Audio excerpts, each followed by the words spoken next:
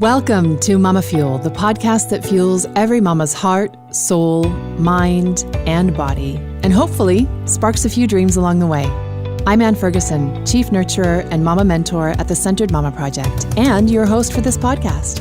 I'll be sharing real, raw, and often funny conversations with beautiful mamas from around the world to remind you that you're not alone and that you're doing amazingly on this wild journey of shepherding small humans as they make their way on our beautiful planet. Let's get started. Hello and welcome to this week's episode of MamaFuel, the podcast. This is Ann Ferguson coming back to you from outer space, it feels like, because it's been a season of quietness, of reflection, and of a lot of stuff going on. And I'm very delighted to be back in your earbuds today, particularly because I'm sharing a conversation which really has a great focus on self-love in the truest sense and not the surface sense of the word. My guest today is Patricia Agnew, and she is a mama, a grandmother, and a wise, wonderful, adventurous soul.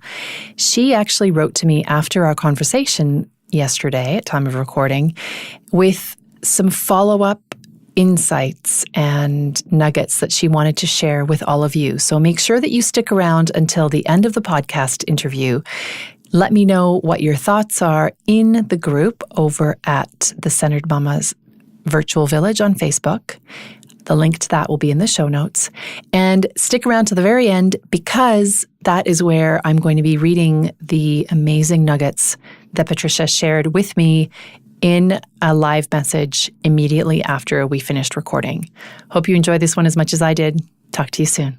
Hello and welcome to this week's episode of MamaFuel, the podcast. My name is Ann Ferguson. I am your host, and I am so glad to be back in your earbuds and with a guest, because this is such a happy place for me. And there has been so much amazing feedback from you about the podcast conversations that I have and share with you. And I'm delighted to be back in a space where that can happen with a beautiful, warm, kind-hearted soul.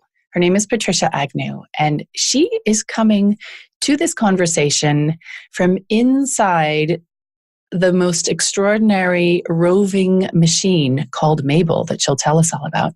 And Patricia and I met here in Geneva a few years ago when we were participating in a program to start to look at life differently and to see everything that was possible. And Mabel was definitely on Patricia's vision board and dream board, and she's come true. So I'm thrilled to welcome Patricia, who is a mama, a grandmother, and a bajillion other things besides. Can't wait to get started with our conversation. Welcome, Patricia. Hi there. What an introduction. It's so nice to have you here. We've been talking about having this conversation for such a long time, right? Yeah, true. So tell us about, we'll come to Mabel in a second. Tell us about your journey into motherhood when that happened. So motherhood for me happened 47 years ago and was just the most amazing thing, despite my youth and my naivety and total ignorance. And I was living in London, and I'd moved from Wales, and it was just the best thing ever. It was so easy. That's to do with the ignorance. We moved back to Wales, husband as well. And then eventually, when our daughter was 4 years old, we moved to Denmark. No big reasons for that, except that we fancied it. And I think it was one of the second adventurous moves I made in my life. And I've just kept on being adventurous and just doing things. And therein lies a whole new life. And so unexpected when I look back on it. We're going to get into that. But you say that one of the reasons that motherhood was so easy for you is because you were completely ignorant. How old were you when you became a mama? I was 20. 20, wow. And it was just, here I am. I have a baby and here we are. Now there are three of us. Yeah, it was, I had the best pregnancy. I just went with the flow. I was very happy. And my family didn't quite understand it because I was already pregnant when I got married. Mm. But that seemed to be okay. And in 1971, 72, it was still a little bit unusual to be pregnant outside wedlock. Mm. But I didn't seem to notice. I just went with the flow, and we had a good life. We didn't have any money at all, and we used to do crazy things like my husband worked for a meat packing company, so he was able to have cheap meat on the weekends. So he used to buy a whole load, and we used to sell it. So we did things like that. I started work very soon after Sarah was born. And it was great. And I never stopped working at all. I was a temp, secretarial temp. Mm. And I specialized in legal offices. But there was always this feeling that there was more out there. This wasn't just it. We weren't going to just be the triangle. There wasn't any thought of another child. Mm-hmm. So we just decided that whatever we wanted to do, we were going to do with our child. She was going to come with us wherever and whatever we were going to do. It was just that way. I love that. And it's a beautiful approach, and one that I know a lot of families have adopted. Just, this is our life. And I had a conversation with Amy McLaren. I can't remember which episode it is now. I'd have to have a list in front of me, but she was saying that she is a wanderer. She has traveled her whole life. She has gone to loads of countries in Africa. She's traveled to Asia. She's been to, if I'm not mistaken, she's been to Mongolia. I mean, she's done a lot of not touristy, sort of easy travel. She's done travel that is challenging and that is, that requires you to be dirty and to maybe be scared sometimes and to be confronted to all sorts of different things in life, but real life. And it's what she talks about, really plugs her into reality and being alive, And she said to me when we had the conversation that for her, none of that, it all had to keep going once they had their daughter, and then they adopted a son from South Africa. And she needed to keep that going for herself because she was still herself. She had become a mom, and that was adding on to her, but it wasn't taking away from her.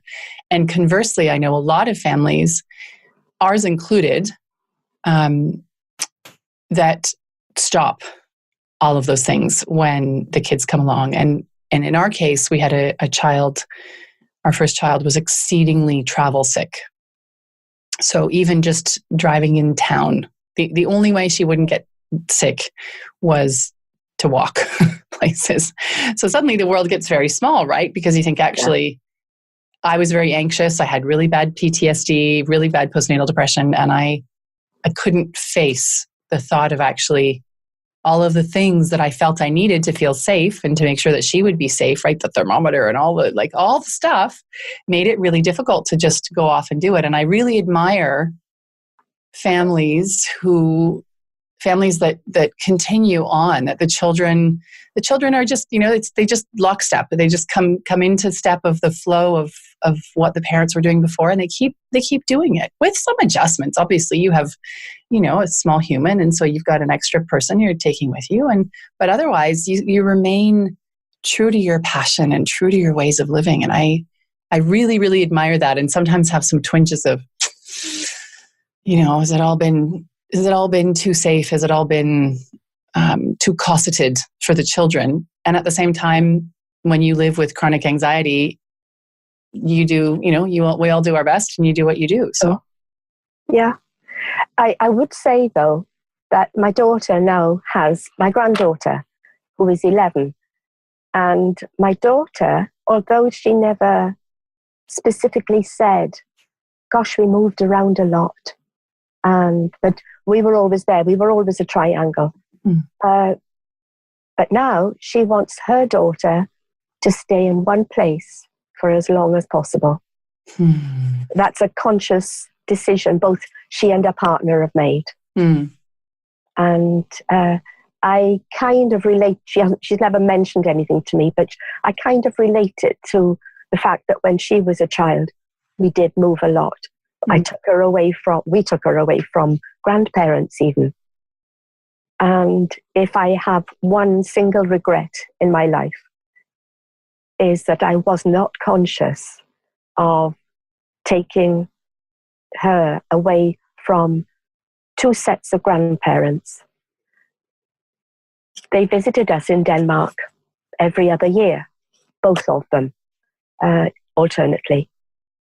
And I sort of felt that it was okay and that her relationship with them was okay. But there's something to do with having close family around you that is very special. And you can compensate, of course, and we can't always choose where we live because of work or whatever. But if it's a small regret, that's it. And it's the only one. Thank you. How beautiful that you stayed true to yourself, that you stayed true to your your dreams as they evolved with your husband and then on your own, and that to have only one regret is incredible. I would say that most people probably have an absolute boatload, and I hear you on that regret. It is something that, living in Geneva, we have family in Canada and we have family in Argentina on my husband's side, and we went to Canada this summer for the first time for almost 7 weeks. We spent a bit of time in the US where we also have family. And it really struck me that when we were in Canada and able to spend 10 days with my brother and his wife and their 2 children, and then 2 weeks with my mom, and then, we went up north and spent time with my aunt and uncle, and my 2 cousins came with all of their family, and there were more cousins who weren't able to join us, but it was something that was fulfilling, even though every family has its, frictions on some level. Seeing my girls with their aunt and uncle and cousins, and then realizing that mommy has cousins and they have all these kids, so suddenly there was a gang of, how many kids were there? There were, one cousin flew in from the US. There were 6 kids in varying age. No, 8 kids, because my brother was there as well. So 8 children varying in age from almost 2 to 13. And I could just see my youngest kept making this sort of sign with her hands of like, my brain's exploding, because she had all these, all these people around her who were small and wanted to play, and they all went outside and played like they'd known each other their whole lives. And they kept saying, we really want to move to Canada because we just want to be around family. And it's something that we frequently think about, and it's that balance between what would it realistically be like, because it wouldn't be a holiday and we wouldn't spend every day in each other's pockets, and we wouldn't, like, my brother and his wife are very busy, and they've got, with sports, they're very, very athletic, and their kids are a younger age, and our kids have lots going on and they're doing activities, and we would be doing activities too, right? So you wouldn't sorry, I'm getting over a cold, and this is obviously coming up now. It's not like it is when you're on holiday, but there is still that, like now, you live close enough to your daughter and granddaughter that you can see them frequently, but not so close that it's like, you want to, do you have any sugar kind of a situation? Yeah. And yeah, we do think about it. There's the balance between them wanting to do that and me sitting back and thinking, okay, well, that's the way it was this summer isn't how it's really going to be if we do move there. And I love living in Europe. I love it. I don't want to leave Europe. And yet, that's the trade-off, right? It's the positives and negatives of everything. Yeah. You've just touched on something. When I moved after living apart from my daughter for about 27 years, I lived in Geneva and she lived in Denmark. Visiting every year, and now coming to live here, completely different feeling. It really is completely different. I already had a life here because I never lost touch with what people were doing, friends and activities. Now she has me on her doorstep. So we had to maneuver around that newness of a relationship. We had to say to each other, no, I do not want to, inverted commas, I do not want to come round for Sunday dinner every week. In fact, I'll pop in when you're free and you want me to come, you ask, but it doesn't happen. We very rarely meet up for a coffee or anything like that. She's very, very busy and I'm off having fun. So it's no problem. It's no problem at all. But we had to come to that realization because when I first moved back, they said to me, we have got a brilliant idea. You can live in our garden in a trailer. I said, okay, are you sure you're okay with that? Because I will only be 5 meters away from your house. They said, oh yes, no problem. No. No. Right? Fantasy versus reality. That's absolutely. Don't ever do it. Unless everything is for a purpose. But there was no purpose in me being there. So that didn't last very long. And your granddaughter is older now, right? It's not the same as, so far at least for us, it isn't the same when they're 9 and 11, which is where we are now, nearing the halfway mark, in fact, 9 and a half. Yeah. Half. Those halves are really important. Yes. It's really not the same. And I was able, when I went home this summer, it's funny, I call it home, where I grew up, to say to my mom, I'm going to go and do some work, or I'm going to go and see this friend, or I'm going to go and just leave my children with them, with her, because she's on her own. It would have taken a whole lot of planning to make sure all the things were in place that needed to be in place for me to bugger off when they were 2 and 4, versus now when it's right. Need some space, need some time, have some work I'm delighted to do, or just want to go and be alone a little bit, because it's a lot of time to be intensely with anybody, right? It's not necessarily family, but then of course the family piece comes with the stories and the patterns and the things that you have, which in many cases, I think when we go and live abroad, which is the case for many of the mamas listening, when we go and live abroad, it is a going towards something, a going towards adventure, a going towards newness, discovery of other places, of other people, of ourselves, because we go with ourselves everywhere we go.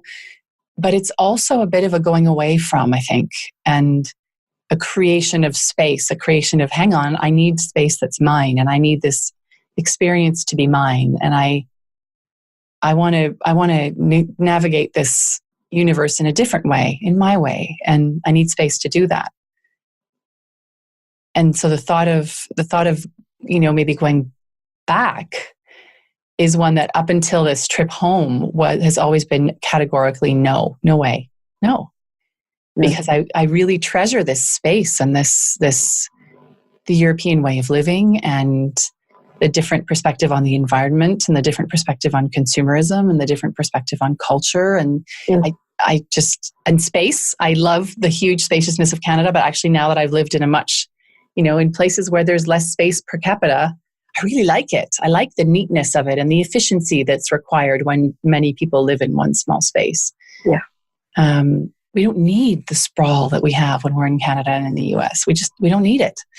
And you say that to someone who's only lived in North America, and they go, what do you mean? What do you mean you don't want a bigger house? And what do you mean you don't want a bigger car? And no, what do you mean you don't want a second, third car? What, and it's not wrong. It's just doesn't fit anymore for me.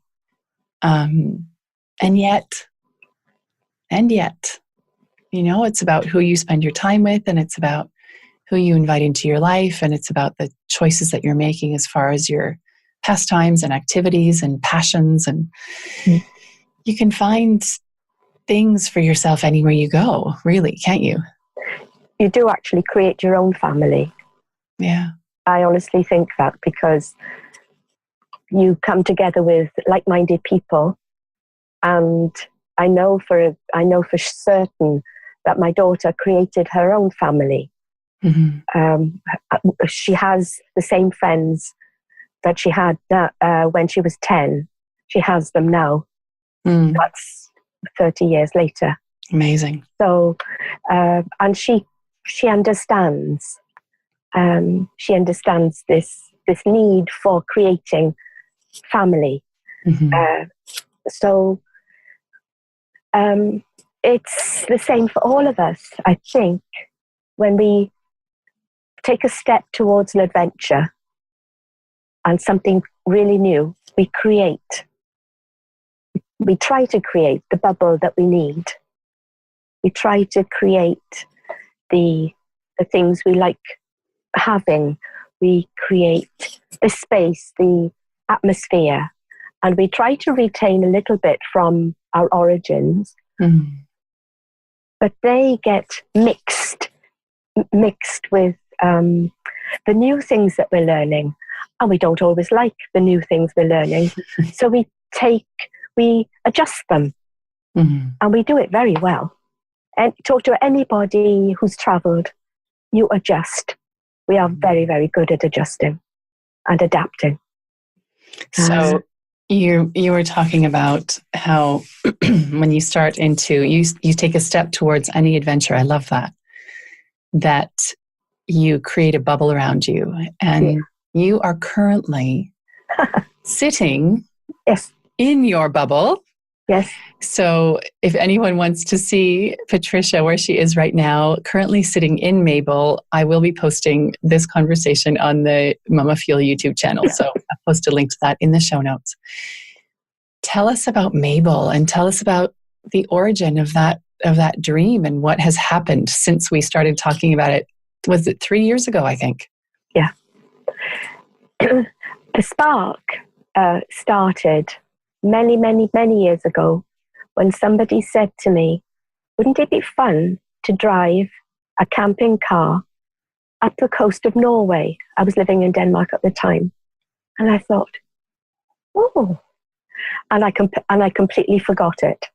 And then about 3 years ago, two friends said to me, would you like to come to Iceland with us? I said, yeah. So they said, oh, we can't find an Airbnb. Would it be okay if we rented a camping van? Oh, yes. So that unfolded. My two friends, they weren't so confident about driving, so I was a designated driver. I'd never driven anything that big. And I had to fake it to make sure that they felt okay with me. And it was modern. It had very good steering. It was beautiful.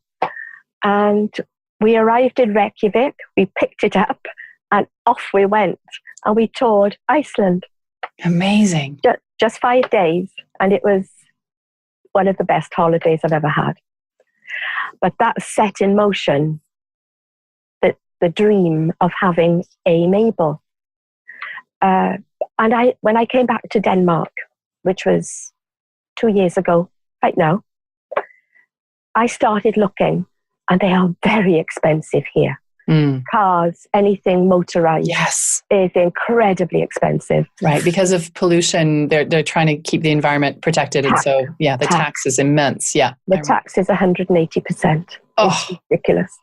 Anyway, so I started looking, and I looked for about a year and a half, and then one day I saw an advertisement in a newspaper that I wasn't meant to look at, and there was an advertisement for something. I thought, that's it. I just instinctively knew that was it. So I phoned, made an appointment, and within 3 days I bought her. I didn't know that part of the story. I love it. Love at first sight. Even when I took a friend with me to see her, and I went for my first drive. But as I drove past the garage forecourt where she was parked, and it was love. And I've had this feeling before with an inanimate object. I fell in love with a car about 12 years ago. Literally fell in love with a car, and I fell in love with Mabel. So Mabel and I became a partnership. She is my soulmate. I tell her everything. And I bet she's a really good listener, right? Yeah, she doesn't interrupt. It's fantastic. Doesn't try to fix your problems. No fixing. Oh, brilliant. Everybody needs a Mabel. Yeah. So my first trial journeys were just about 50, 60 kilometers away. I used to go away for a weekend and just park and think, right, this is it. I'm here. I've got bedding. I've got food and water. Right. She's equipped with a bathroom, so I've no problem there. A fantastic bed. So the first morning, I woke up and I thought, how cool am I? I went to go to start the engine flat. Oh, I know. So it had to happen. And I'm glad it happened then, because I thought, what have I left on so that it's drained the battery? And from things like that, you learn. You have to put aside the panic, which is palpable. Yeah. And I stood at the side of the road. Traffic is passing. And I thought, what can I do? I can phone my road service people, or I can look for a house, and maybe there's a man going to work. Excuse me. No houses, no lights. So I thought, I'm just going to put my hand out. You did. The creepiest thing was a van stopped. He pulled in. He said, can I help you? I said, can you give me some power? He said, oh yes. He just happened to be a roving carman. I don't know how to explain it. He drives along the coast, the northern coast of the island where I live, to help tourists who are in trouble. I know. This is his job. This is his job. Wow. I know. He was on his way to work to his centre. I'm sure there are lots of them. I just happened to put my hand out. Right and then. He stopped. And I said, how much do I owe you? And he said, that's my job. Supported by the universe, or what? Really? Ugh. So that was my first bit of excitement. And there have been quite a few others. I went to Wales in October, and we'd had a lot of rain, as we do in Wales. And the campsites were clearing because there weren't many tourists. And the guy in the tourist in the reception said to me, pick any pitch. I thought, oh, that's nice. I can just go in and pick any pitch, the view, whatever. I saw a lovely pitch and I drove straight into it and sunk. Oh. I sunk into mud. Oh, no. It was one of the few but they turned over and regrassed. They put down grass seeds. So that in itself, he came along with a tractor, so it was no problem to get me out. And I thought, you know what? This is all a learning curve. Totally. Yeah. And Mabel is just great. What I did do during my summer travels into Switzerland and France and Germany and all that, I started a blog. And I found it so exciting. I knew where I was going. I had no worries. I know Switzerland very well. I know France very well. Germany is gorgeous. Mm-hmm. So I felt very comfortable. And it was just an extension of my travels to do the blog. Then a strange thing happened. I started the blog when I went to Wales in October. When I went to Wales, it was so full of emotion for me. I seemed to stop and I have to restart the engine again. I had so much to concentrate on, seeing family, seeing my country for the very first time with new eyes and all on my own. And I didn't know really where I was going or what I was going to see or find. It seemed that I'm more comfortable in Europe than I am in Britain. So interesting. So interesting. I find it very interesting. But my blog will restart again soon. Oh, well, you have to give me the link and we'll share that. We'll share that in the show notes because I'm sure that some of the mamas listening would love to listen. So I love that you have this. It's palpable. It's very steady.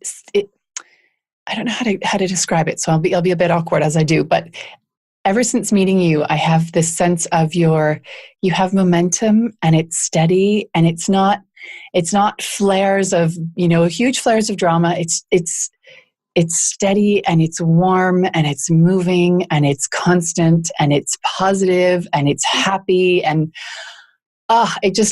meeting you even virtually made me want to spend time and be around you. And I think that that's something that also comes through in person, obviously. And I suspect that probably draws people and experiences to you and draws you into experiences and into contact with people that were you not who you are, it wouldn't be the same.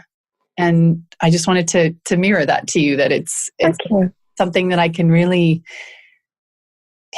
feel it. It's palpable on many, many levels. Energetically, I keep touching my fingers together. I can feel it with my fingers. I can feel it in my heart. I can feel it when I talk to you. Just energetically, it just feels lovely. And I love the idea of you out there roving the countryside in your beautiful Mabel and having fun and being open to possibility and seeing just how supported you are by the universe, right? Because when we met, we were in a working group with a coach named Neve, who is all about being open to possibility. Like, it's all about believe it, work to make it happen, believe it, show up, believe it, vision it, see it, and here you are in Mabel.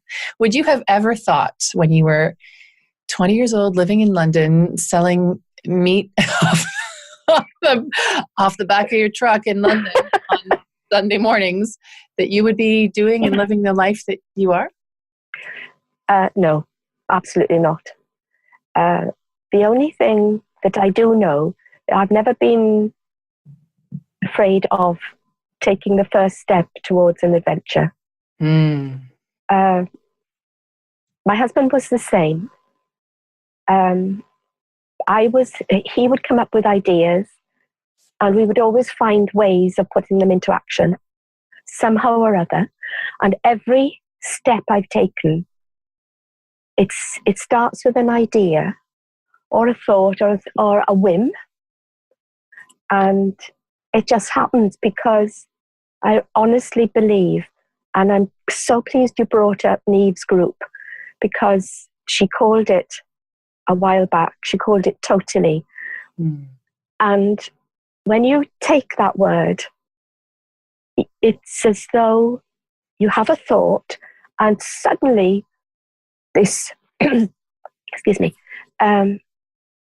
it's as though the universe does conspire to help us achieve those goals. Mm-hmm. I'm part of Toastmasters, mm-hmm. and I love it because I'm able to show off, quite honestly. And recently... You're able to shine. Yeah. I recently was part of a speech competition, and I told the story of when I was in Geneva. I saw an advertisement for the auditions for Cats, the musical. Mm. And in that, when I started to tell the audience that story, I realized that it was a whim. I just wanted to perform. I just wanted to pretend. I just wanted to do something that excited me. Yeah, play. And all I did was to turn up for an audition. I had no experience whatsoever in singing or dancing or anything. I didn't know the people. And I got in, and the next 3 months after that were the most incredible 3 months of my life. I learned so much, but it was purely because I showed up. Yeah. With nothing in my hands, nothing, no preparation, no anything. Yeah. So, and as you say, it's taking that step towards your dream, taking that step towards what it is that you wish into existence. And there's a saying, you know, what you wish for, you can wish into existence. So be mindful of absolutely. What you wish for. And worrying is another saying, is worrying is wishing for things that you don't want. And as an anxious being for my whole life so far, although I'm on a track to change that massively right now, it is a bit of an addictive, habitual pattern, right? To worry, especially I found becoming a mom, that just tipped the scales way over to the other side of worry for me. And it's such a powerful force. Our minds are such a powerful force that it is possible. It sounds unbelievable to the ego, particularly, and to the logical thinking mind, as my father would have said. But it's true. What you think about and dream about the universe starts to put things into action. You start to notice things that are in line with your dream. You start to reach towards them. I have a little anecdote to share with you that I haven't shared with the listeners before, which is that 2 weeks ago, I was taking the dog out and feeling absolutely shattered. It was a Tuesday evening. It was about 10:30, 11:15. One of my daughters, my oldest daughter, has a really, really hard time falling asleep. So she comes down often and late. And I end up wanting to do things for myself, cleaning up the kitchen, which is not for me. Well, it is sort of. And doing things that I want to do for myself, but have been waiting for some time to do. Not a good strategy. Don't wait.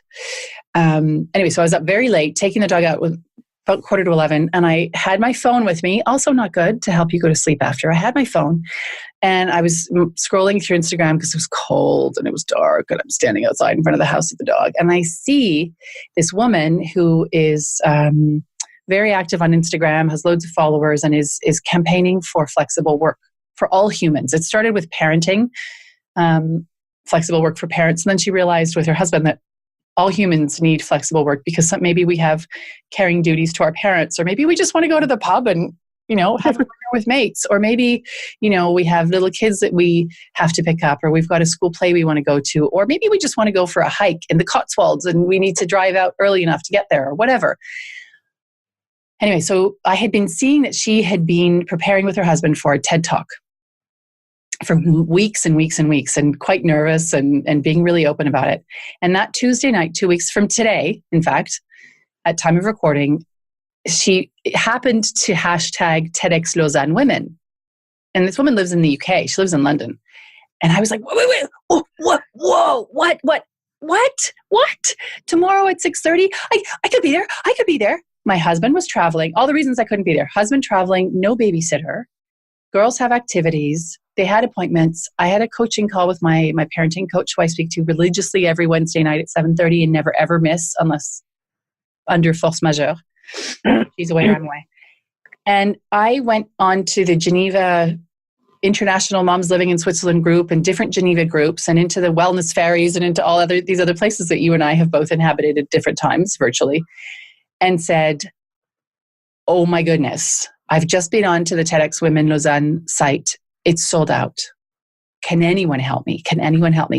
And to the disgruntlement of my very tired body, I was up until 1 a.m, just firing notes off left, right, and center saying, would anybody have something? And the first thing I did was call our dog walker or text WhatsApp to her and said, could you come and look after the children tomorrow from 4 until I get back from Lausanne at like 11 or 11:30, which is huge, right? I don't book babysitters in Geneva because the cost is tremendous. And because, it needs to really be something that really lights me up. And this really lit me up. I didn't even think about it. Wrote to her. She agreed. Usually I would prepare my kids, especially the younger one who's also very anxious. It's like, hey, this is coming next week. And no, nothing. They woke up the next morning and I said, this is happening. I don't know if I can get a ticket, but I'm going to get on the train. This is the sitter who's coming. You like her. She's coming at 4. I'm going to get on the train and I'm going to the conference center, this huge conference center in Lausanne. And I'm going to stand there and try to get a ticket. I've never, ever done something like this. And so I told them this was what was going on. We sorted out dinner. I organized, the stuff in the fridge, just figure it out. And I went to a few meetings and I came out of a meeting at 10 o'clock in the morning, having booked the sitter, looked at train times, figured out what time I needed to leave. I was a train wreck of exhaustion. At 10 o'clock, I came out of my meeting and I had a note on Facebook Messenger saying, this is your lucky day. I just found you a ticket. Be there, bring the 75 francs, you're in. And maybe you'll meet Mother Paka, who is Anna Whitehouse, and her husband, Matt Farquharson, whose name I'm probably butchering. Anyway, I got in and I went to TEDx Lausanne Women and sat in that room feeling so inspired, rocked up and started talking to a stranger, which in Switzerland is sometimes a little challenging, but walked up and spoke to a woman who was 25 years younger than me.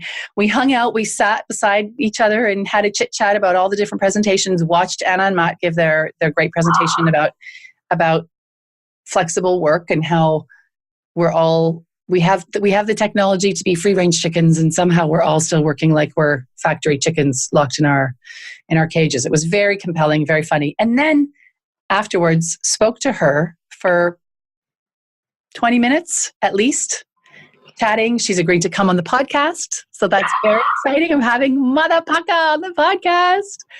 Hoping to book that in the first couple weeks in January. And it was just, like you said, I took a step. I took steps not knowing if I'd get the tickets. Frankly, almost not caring. Not caring. I really cared. But it was the first time that I was able to do the thing that people talk about, which is, or at least people whose circles I run around in, which is set your intention, be clear on your dream, take steps towards it, and then release the how. Just don't think about the how. You don't need to know. It's none of your business, but just trust and go towards the dream. Yeah. And I finally get it. You do this all the time. And I've seen you do it, which has been inspiring to me. But it was not the first time, but it was the first time in a long time that it happened. And it's a reminder, because I think the last time this happened, one was probably when we bought this house. And the time before that was when I moved to London, and that was in 2004. The last time that really sticks out in my mind. So 14 years ago. So yes, cool. Stepping towards your dream. So I have 2 questions for you as we wrap up. Yeah. One is, if you could, I have 3 actually. If you could go back to Patricia as a younger mom at any stage? And you don't have to be a new mom. It could be at some stage of motherhood. Yeah. Is there anything that you would say to yourself then? Or conversely, anything that young mom Patricia, who was blithely enjoying motherhood, might have to share with those of us who have not been so blithely enjoying motherhood, maybe enjoying it in a more anxious or fraught way, full of shoulds and musts and things that it doesn't sound like really guided you, which is fascinating, and I want some of that. Is there anything that you would have told her, or anything that she needs us to know? The first thing that comes to my mind is something that I live by these days, consciously. I would say to her, please yourself first, and others will follow. Honestly, that doesn't mean be selfish. It doesn't mean ignore other people's wishes, but make sure you feel okay with everything that you do. If your gut tells you, something's not right here, question it. And then we go into another form of self-analyzing. It's Byron Katie and all that. But trust that everything is for you and not against you. Trust it. Yes. It might not seem like it. It might seem illogical, but trust it. It is. That's what I would say to my younger self. As we did, and as most people do, we put our families first. And we try to make the best for everybody, which is great. Please don't forget that you are number one. You are number one. And if you don't function, the others don't function either. So, and I live by that now. And I have a thing with my granddaughter. She's 11. And we talk to each other in a very cool, hip way. And I say, do you fancy doing this? And she would say to me, why wouldn't I? Come on, let's do it. So my personality stayed under the radar for many, many years. But every now and again I break out and I would get divorced, or I would, twice now. I love it. I would get divorced once every couple of years. I would look for, if something sparked my interest, it's for a reason. So I was working in the embassy here in Copenhagen. I heard about WHO. I just applied, got a job, stayed there for 6 years. Amazing. No, 9 years. Then I transferred to Geneva with WHO. None of that would have happened if I'd, stayed in Wales. Ignored all these. Why wouldn't you try something new? Yeah. No, I'm not going to do a bungee jump without a harness. Of course I'm not. But it's, I've just bought a house because I realized that I need, at my advanced age, I need something to be there when I come back from my travels with Mabel. I need that grounding. And as much as the camping sites, summer and winter camping sites, are fantastic, having a small abode of my own feels very important to me right now. Mm-hmm. That rootedness, the home base. It is. It's something to do with that. Yeah. So that's another escapade and another adventure. But this is the thing that my experience of you, and I hope that this is coming through to everyone who's listening to us, is that why not feeling that sense of gently bubbling giddiness of like, let's see what happens. I don't know. Let's have fun. And it's something that I think that we as mothers often get very serious and get very earnest.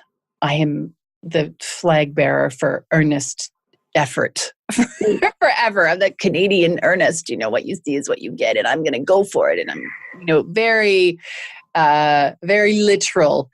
And many, not all, many women who then become mothers, and some fathers too, probably. I don't know, because I'm not a dad, but many of us and many of the women that I work with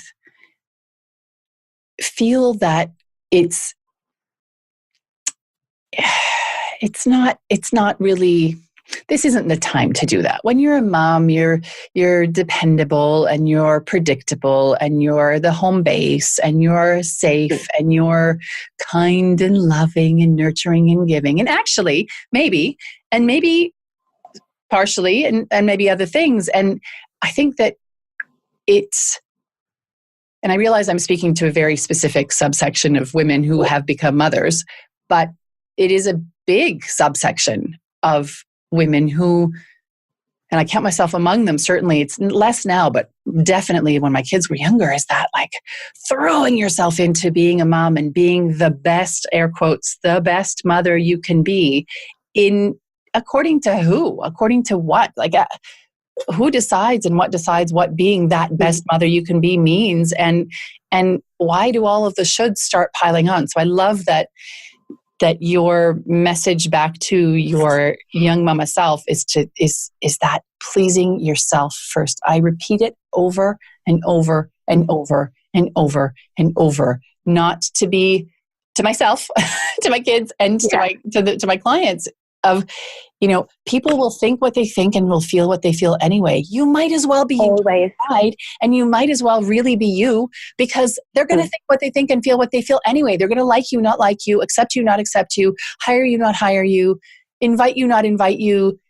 None of it changes your essence inside. And I think that's probably the thing that has always drawn me the most to you, which is that your essence inside, certainly in the time that I've known you, and you're saying that your vibrancy and your essence were underground for years, but boy, they aren't anymore. And it's like the biggest glass of cool lemonade on a hot day to just be in the presence of that from you. So thank you for that.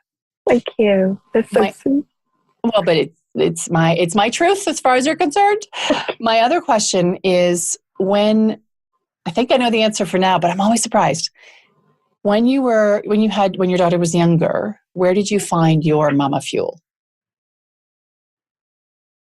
It feels as though it was innate.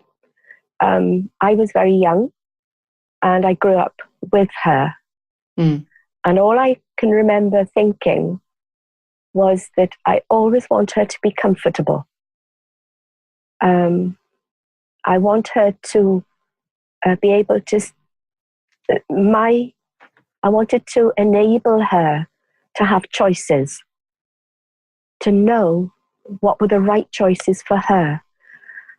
And it worked. She is so her own person.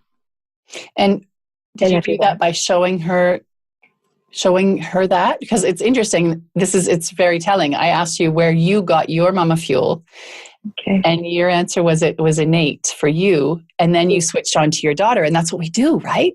Yeah. What fueled you? What kept you in especially if you felt that you were dampening your that effervescence, that lovely possibility, that lovely personality that you have? What fueled you through all of that time where you weren't maybe expressing yourself fully? It's quite difficult for me to answer that, because I don't feel that anything that I did was actually wrong, even though I came second or even third place to the family. And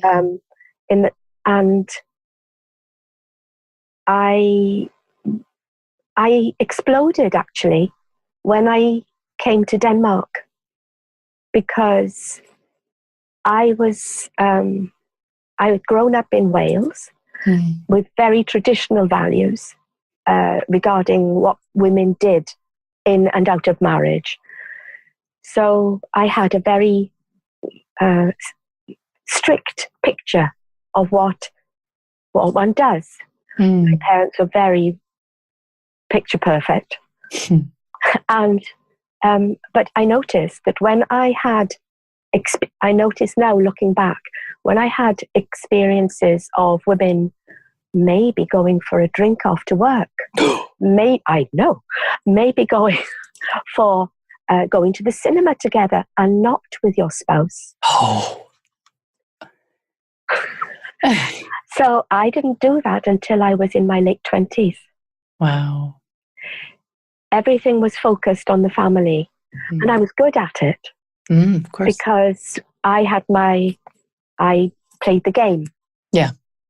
And it was an okay game. But I noticed that because of the move and the sense of adventure that was bubbling under the surface, that I could express myself in many different ways. Because we were in a foreign country as well. It's freedom, isn't it? It's total freedom. So good. Yes. And so, every day is something new, an adventure. You learn. Yes. So not always fun, but because you have to adapt again. But if how did I keep it going? It was always there. And then it's like a volcano, it would erupt and then I'd calm down again. And so, yeah. And actually, I think it might have been the main reason why I divorced. Because the other person couldn't keep up with me. Because I wanted to do this explosion. Yeah. That's a bit subtle. And I'd never thought of that before, but it's probably very true. It rings true to me. It rings true to me that you, when you expand into new possibilities and into new adventures and into new realms of living, not everyone can go with you. And that, I think, is one of the reasons that people in general, but I'll speak to women in particular and mothers even more so, because that's who I work with. One of the reasons most common reasons I see women who are mothers keeping themselves small is because of the fear of, what if my marriage can't sustain me becoming known? What if my relationship breaks down with my children when I step out into the world in this different way? What if my friends don't accept me? What if my family rejects me? What if it's a really, I think you've really touched on something that we could talk about for hours and hours and hours, actually, that one concept, because that really rings true for me. And I watched people who are very close to me in relationships where one was straining to be fully expressed and the other was restrictive, not intentionally, but restrictive. And when those relationships ended, the person who was straining really did expand tremendously. And it's beautiful. It's painful in the process, but the result and the up-leveling of quality of life and of experience for everybody, even the person who wasn't able to up-level at the same pace. Absolutely. Because often the person who wasn't able to up-level at the same pace eventually up-levels in his or her own way. In a different direction often, but yeah. So last question is, where do you get your MamaFuel now?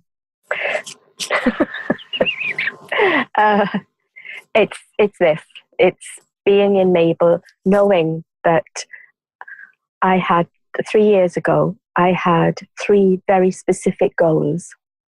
The first one was to move to Denmark, to sell up and just move here. The second was to get Mabel. And the third one, although it wasn't a vision actually to buy a small base for me to leave and come back to. 3 boxes ticked. Unbelievably. And in 3 years. So good. So time for some new, time to see where the new sparks are coming up. Time to see where that's bubbling up again. I could talk to you about this for hours, and I would love to have you back at some stage to chat again. But thank you so much for sharing your effervescence and your experience and your innate curiosity and openness with all of us, and showing all of us what is possible, because so much is possible when you take a step, that first step towards your next adventure, and trust. Yes. And why wouldn't you? Exactly. Why wouldn't you? Really? I think a lot of us have as you asked that question, I could feel this kind of pushing into if there's a door at the back of my brain, this sort of, stampede of all the reasons why coming in, the kids in the house and the job and the school fees and but actually, why wouldn't you? You only have this one blessed life this time around, right? Yeah. Thank you. Love you, lady. I love Mabel, even though I've never met her. I hope I can meet her next time you're in Switzerland. That would be fun. Yeah, because the last time I was there, you were off roaming Canada. Yeah, we were away. Yeah, exactly. Well, many blessings on the next journey, wherever it is. And can't wait to talk to you again soon. Thank you so much. Bye-bye. Bye. So lovely. Following that amazing conversation with Patricia, I received a message in Facebook from Patricia saying it was so focusing to be asked pointed questions, and I wanted to give you a little bit of a fuller answer. I had asked her what she wanted or would have told her younger self. And Patricia wrote and said there were 10 things actually that she could think of to say to her younger self. 1 is to trust that all is happening for you, not to you. 2, please yourself first. Everyone else will benefit. That's a nugget that she gave us during the conversation. 3 is to surround yourself with like-minded people of all ages, your tribe.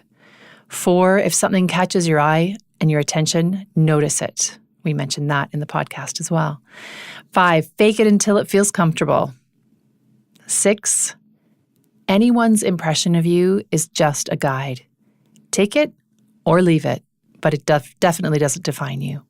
7, believe you are on your path.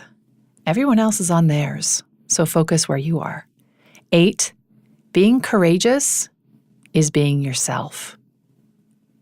Being yourself is being brave. Do that.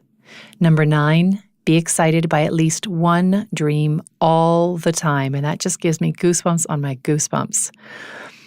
And 10 was the silly one, was to later in life be interviewed on a podcast with me, which I thought was very sweet. And in fact, I didn't even remember until I was reading it out to you. So I'm leaving it in there because that's what she shared.